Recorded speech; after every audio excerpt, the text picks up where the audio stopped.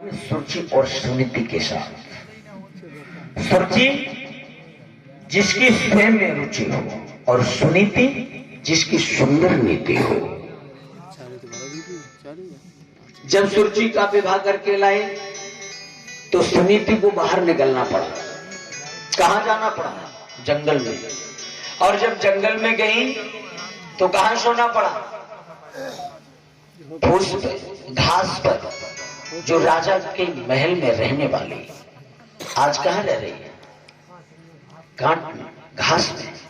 और जो कांटों में और घास में रहता है उसकी कौन जन्म लेता है? धर्म। और जो महलों में पलता है उसके कौन जन्म लेता है? उत्तम।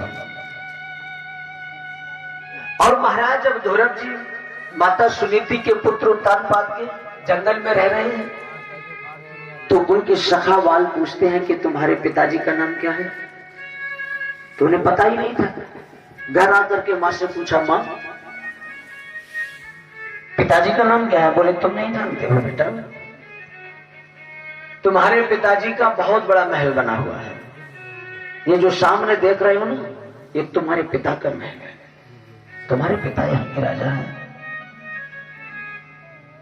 एक बार धौरव जी के मन में ये जागृति हुई, हम पिता से मिले जाकर के। और जब पिताजी से मिलने पहुंचे तो जाकर के क्या देखा? पिता की गोद में एक बालक खेल रहा है।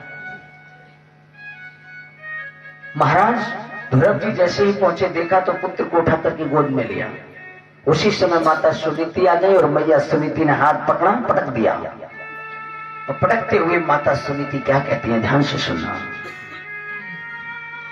तपसा आराध्यो पुरुषो यौवनाग्रहाण में गर्भत्वादिरेव स्वं यजोपनत आसनम। ये बालक पहले परमात्मा की तपस्या कर और तपस्या करके भगवान से वरदान मांग कि मैं माता सुनीति के गर्भ से जन्म लूं, तब जाकर के इन नृपमान्य राजा के आसन पर बैठने का तुझे अधिकार मिलेगा। तो इसका मतलब ये गर्भ इतना पवित्र है, ये राजा का सिंहासन इतना पवित्र है, भगवान से तपस्या करके मांगे इसे। धौरव जी वापस घर आए और आकर के श्री धौरव जी महाराज ने अपनी माता को पूरा हाल बताया। पूरे हाल को सुनकर के मां को क्रोध नहीं आया। मां ने कहा, बेटा बिल्कुल सत्य कहा है मां ने। बुराइयों में भी अच्छाई ढूंढने का प्रयत्न करो। अगर कोई आपको गाली दे तो समझ लो इसमें कुछ ना कुछ रहस्य है। और आज जैसे ही